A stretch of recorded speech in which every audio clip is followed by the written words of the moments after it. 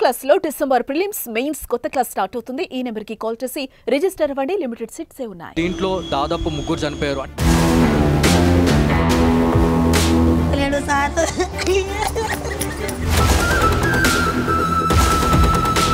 ఒకటే రోజు పోయింది, తెల్లారి అయితే 30,000 40,000 పోయినా సరే ఇంటికి వచ్చేసింది.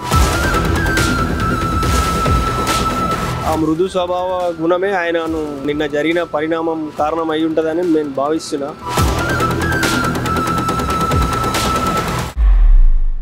సీక్రెట్ రిలేషన్షిప్, అదే సంబంధం లేని మనిషితో సంబంధం ఏర్పడటమే ఈ సీక్రెట్ రిలేషన్షిప్. స్టార్ట్ అయ్యేటప్పుడు ఇలాంటి రిలేషన్షిప్స్ చాలా స్వీట్గా ఉంటాయి, కానీ ఎండింగే ఎవరు ఊహించనంత ట్రాజడీగా ఉంటుంది.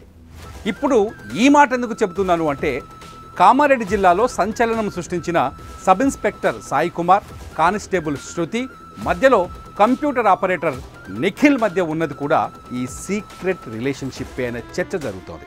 అందుకే ఇంత పెద్ద ట్రాజడీకి కారణమైందని మాట్లాడుకుంటున్నారు. ఇంతకీ ఈ ముగ్గురు మధ్య ఏముంది? శృతి ఒక constable, Sai Kumar sub inspector.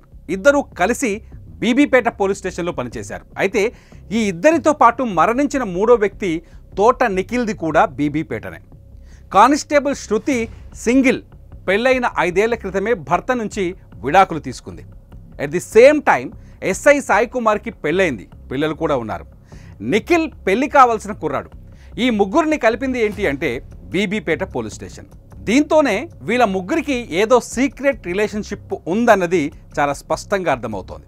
సరే, ఆ సీక్రెట్ రిలేషన్షిప్ ఏంటి అంటే, పెళ్ళయి భర్తకు విడాకులు ఇచ్చింది కాబట్టి శృతి మీద నిందలు వేయటం అందరికీ ఈజీ అవుతుంది. ఇప్పుడు జరుగుతుంది కూడా అదే. శృతికి చనిపోయిన మిగతా ఇద్దరితో ఏదో సంబంధం ఉంది అన్నది. ఫస్ట్, గతంలో బీబీపేట పోలీస్ స్టేషన్లో పనిచేయటం వల్ల శృతికి ఎస్ఐ సాయి కుమార్కు పరిచయం ఏర్పడింది. ఆ పరిచయం ఇద్దరి మధ్య వివాహేతర సంబంధంగా మారిందని కొందరు చెబుతున్నారు, కానీ పోలీసులు మాత్రం నిర్ధారించడం లేదు. At the same time SI Sai కుమార్కు బిక్కనూరుకు ట్రాన్స్ఫర్ అయ్యాక శృతితో కంప్యూటర్ ఆపరేటర్ నిఖిల్తో సంబంధం ఏర్పడిందని మరికొందరు మాట్లాడుకుంటున్నారు. కానీ ఇది ఎంతవరకు వాస్తవమో ఎవరికీ తెలియదు. కానీ శృతి సింగిల్ కాబట్టి ఆమె చుట్టూ కథలల్లేస్తున్నారు. ఇది మాత్రం వాస్తవం. నిజానికి వీళ్ళ మధ్య వివాహేతర సంబంధమే ఉందా? పోలీసులు కూడా ఇదే కోణంలో విచారణ చేస్తున్నారు. అవును, చేయడానికి అవకాశం ఉంది. ఎందుకంటే ముగ్గురు కలిసి చనిపోయిన తీరు అలాంటి అనుమానాలకే దారితీస్తుంది. కానీ ఇందులో వాస్తవం ఎంత ఎవరు చెప్పలేని పరిస్థితి. పోలీసులు మాత్రం ఈ ముగ్గురు మధ్య ఉన్న పరిచయాలకు సంబంధించిన రకరకాల ఎంక్వైరీలు చేస్తున్నారు. వాళ్ళ ఫోన్ కాల్స్ లిస్ట్ తీస్తున్నారు, వాళ్ళ వాట్సాప్ చాట్స్ని రీట్రైవ్ చేస్తున్నారు, వాళ్ళు మాట్లాడుకున్న మాటల్ని కనిపెట్టే ప్రయత్నం చేస్తున్నారు. ఎంత వీలుంటే అంత టెక్నికల్ ఎవిడెన్స్ని బయటకు లాగుతున్నారు. అది లాగితే కానీ శృతి సబ్ ఇన్స్పెక్టర్కి ఉన్నది వివాహేతర సంబంధమా, శృతికి నిఖిల్కి మధ్య ఉన్నది ప్రేమ బంధమా అన్నది క్లారిటీ వస్తుంది. సరే, ఈ ముగ్గురు కలిసే ఎందుకు చనిపోయారు? ఎస్, మిస్టరీ అంతా ఇదే. ముగ్గురు కలిసి ఎందుకు చనిపోయి ఉంటారు? ఇక్కడ కొన్ని అనుమానాలు కలుగుతున్నాయి. ఈ ముగ్గురికి మధ్య ఒకరికి తెలియకుండా ఒకరికి వివాహేతర సంబంధం ఉంటే ఖచ్చితంగా ఈ ముగ్గురులో ఎవరో ఒకరు మరో వ్యక్తి పైన పగ తీర్చుకోవాలి అనుకుంటారు. అలా చూసినప్పుడు ఎస్ఐ సాయి కుమార్ వైపే అన్ని వేళ్లు చూపిస్తున్నాయి. ఇప్పుడు స్థానికంగా మాట్లాడుకుంటున్న దాన్ని బట్టి సాయి కుమార్ బీబీపేట పోలీస్ స్టేషన్ నుంచి వెళ్ళిపోయిన తర్వాత శృతికి నిఖిల్ కనెక్ట్ అయ్యాడని తెలుస్తోంది. సో సాయి కుమార్కు నిఖిల్ శృతి పైన పగ తీర్చుకోవాలనే కోపం పెరగచ్చు. అందుకే మాట్లాడుదామని కామారెడ్డికి పిలిచి ఇద్దరిని బెదిరించవచ్చు. At the same time Nikhil కూడా అదే చేయొచ్చు. కానీ సాయి కుమార్ పోలీస్ కాబట్టి నిఖిల్ ఈ పని చేసే అవకాశాలు తక్కువ. సో నిఖిల్ లేదంటే సాయి కుమార్, ఈ ఇద్దరిలో ఎవరో ఒకరు ఈ మీటింగ్ ఏర్పాటు చేశారని అర్థమవుతుంది. మరి ఆత్మహత్యకు ఎందుకు దారితీసింది? పోలీసుల దగ్గర ఉన్న ప్రాథమిక సమాచారం మేరకు శృతిని కామారెడ్డికి పిలిచింది ఎస్ఐ సాయి కుమార్. ఎందుకంటే కామారెడ్డికి వెళ్ళేటప్పుడు శృతి ఈ విషయాన్ని ఇంట్లో వాళ్ళతో చెప్పినట్టు తెలుస్తోంది. అట్ ది సేమ్ టైం నిఖిల్ని పిలిచింది ఎవరు అంటే ఖచ్చితంగా శృతి. ఎందుకంటే సాయి కుమార్ నేరుగా నిఖిల్కి పరిచయం ఉన్న దాఖలాలు లేవు. ఒకవేళ ఉన్నా ఇక్కడ పెద్దగా ఆశ్చర్యపోవాల్సిన పని లేదు. కానీ నిఖిల్ శృతినే పిలిచిందని చెప్పే ఛాన్సెస్ ఎక్కువగా ఉన్నాయి. దీంట్లో దాదాపు 3 చనిపోయారు.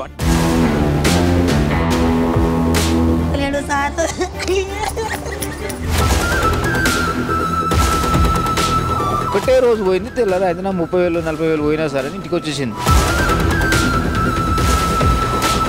ఆ మృదు స్వభావ గుణమే ఆయనను నిన్న జరిగిన పరిణామం కారణం అయి ఉంటుందని నేను భావిస్తున్నా.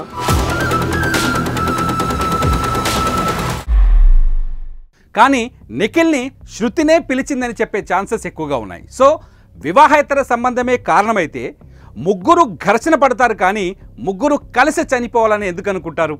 అదే ఇక్కడ అంతు చిక్కని ప్రశ్నగా మారుతోంది. ఎలా ఆలోచించినా ముగ్గురు కలిసి చనిపోవాలనే నిర్ణయం తీసుకోవడానికి కారణం ఇంకేదో అయి ఉంటుందని తెలుస్తుంది. ఇంతకీ ఏంటది? లేదంటే మరెవరైనా అక్కడున్నారా? ఈ మిస్టరీలో వివాహేతర సంబంధం కారణమైనా కారణం కాకపోయినా మరణానికి కారణమైతే అది కాదేమో అనిపిస్తోంది. ముగ్గురికి కలిసి ఏదో కామన్ ఇష్యూ ఉండటం, ఆ ఇష్యూకి ముగ్గురు భయపడటమే ముగ్గురి సామూహిక ఆత్మహత్యకు కారణమై ఉంటుందనే వాదనలున్నాయి. వివాహేతర సంబంధానికి మించిన సమస్య అయి ఉంటుందనే చర్చ కూడా అక్కడ వినిపిస్తోంది. ఇకపోతే ఈ ముగ్గురిని టార్గెట్ చేసిన మరో అంటే నాలుగో వ్యక్తి కూడా ఉండే అవకాశం ఉందని తెలుస్తోంది. ముగ్గురి మరణానికి ఆ నాలుగో వ్యక్తే కారణమనే చర్చ కూడా ఇప్పుడు కామారెడ్డిలో వినిపిస్తోంది. ఏదేమైనా ఈ ముగ్గురి మరణానికి కారణం ఏంటన్నది అని ఆలోచిస్తే మనకు అర్థమవుతుంది ఏంటి అంటే సీక్రెట్ రిలేషన్షిప్. మళ్ళీ చెబుతున్నా, అది మొదలైనప్పుడు చాలా స్వీట్గా ఉంటుంది, ఎండింగ్ మాత్రం శృతి, సాయి కుమార్, నిఖిల్లకు జరిగినట్టే భయంకరంగా ఉంటుంది. మరి మీరేమంటారు? జెన్యూన్గా మీ కామెంట్ రాయండి. దీంట్లో దాదాపు ముగ్గురు చనిపోయారు అని